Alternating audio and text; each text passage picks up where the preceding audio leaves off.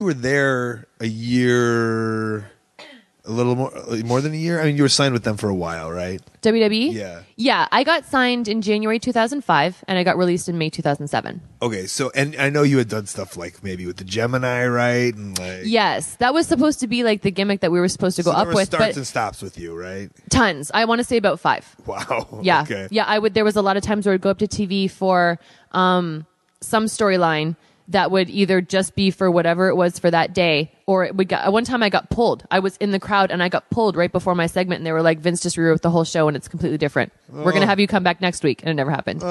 Yeah.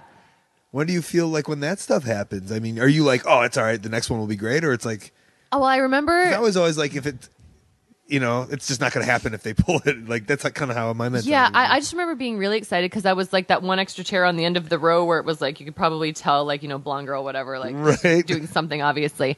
And I remember like whoever the floor guy was, I'm gonna say it was like Steve or something, coming up, and like my segment was next. What was the segment?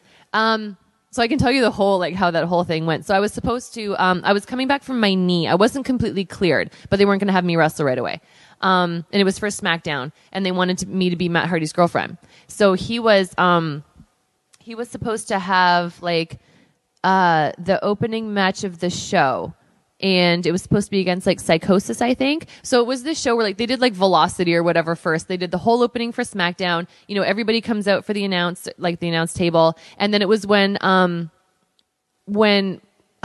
Booker, was he doing King Booker? When he knighted Finlay and Regal into his little clan that he had with the whole sword thing that he did. And I was sitting ringside for that. And then the first match after that was supposed to be like Matt Hardy versus Psychosis. He goes over him real quick. And then like, oh, who's the blonde girl at, you know, ringside that's clapping and smiling? And he comes over and gives me like a kiss or whatever. And then we go on from there like, oh, it's his girlfriend and whatever.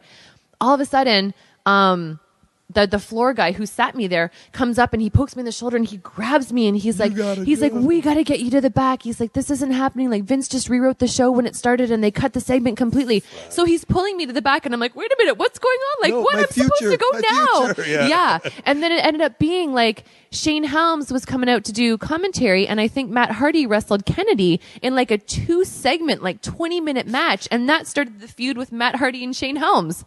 And I was like, holy crap. And then Tommy was like, you know, no worries. Like, we were supposed to be in Wilkes-Barre, Pennsylvania the next week. Johnny Ace was like, oh, you know, don't worry. We'll have you come back next week. We had to change this and that and whatever.